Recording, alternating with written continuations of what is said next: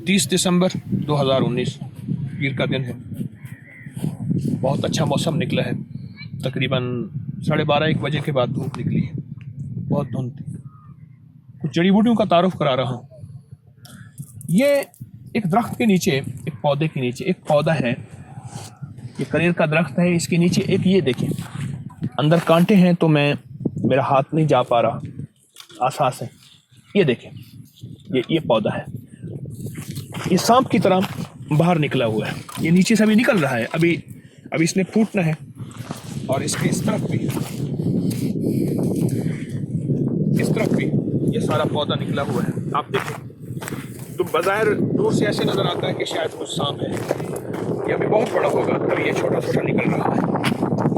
तो छोटे निकलने से इसे भुई फोड़ कहते हैं। भुई तो ज़मीन को कहते हैं, फोड़ से मुराद कि जो उसको फोड़ के निकले, भुई फोड़ कहते हैं। इसकी कुछ तासीरात मेरे सामने आई है, मैं आपकी खिदमत में अर्ज़ कर देता हूँ। भुई फोड़ अपने फ़ायदे और अपने तासीर के एतबार से उन लोगों को हम इस्तेमाल कराते हैं जिनके पाँव पे वर्म होती है, जिनकी पिंडलियाँ मुतवर्रम हो जाती हैं, जिनका जिस्म मुतवर्रम होता है, जिसका पाँव मुतवर्रम होता है, वो किसी भी वजह से हो।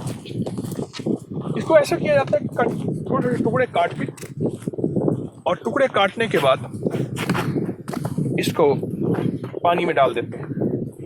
और पानी में डालने के बाद इसको उबालते हैं बहुत ज़्यादा, फिर उबालते फिर उसमें पाँव डिबो के बैठते हैं। तो जब उसमें पाँव डिबो के बैठते हैं, उस पाँव के डिबोने से इसकी वरम ख़त्म हो जाती है, पाँव की कुछ अर्सा ऐसा करने से। दूसरा इसका फ़ायदा और है भुई फोड़ का, और बहुत फ़ायदे हैं, मुख्तसर अर्ज़ करूँगा। शुगर के मरीज़ इसको मुसलसल अपने पाँव पे, हाथों पे मले, पाँव पे और हाथों पे मलने से शुगर के मरीज़ की मर्ज़ ख़त्म हो जाती है, उनकी बीमारियाँ ख़त्म हो जाती हैं। ये भुई फोड़ है। बस इसके मैंने 2 फ़ायदे बताए हैं, किताबों में इसके तासीरात लिखी हैं, इसके फ़ायदे लिखे हैं। जड़ी बूटियाँ हैं, मेरे वतन का ख़जाना है। सामने किले के पीछे तार है, इंडिया का बॉर्डर है, बिल्कुल सामने वहीं खड़ा हूँ। और ये सारी पट्टी यही चल रही है।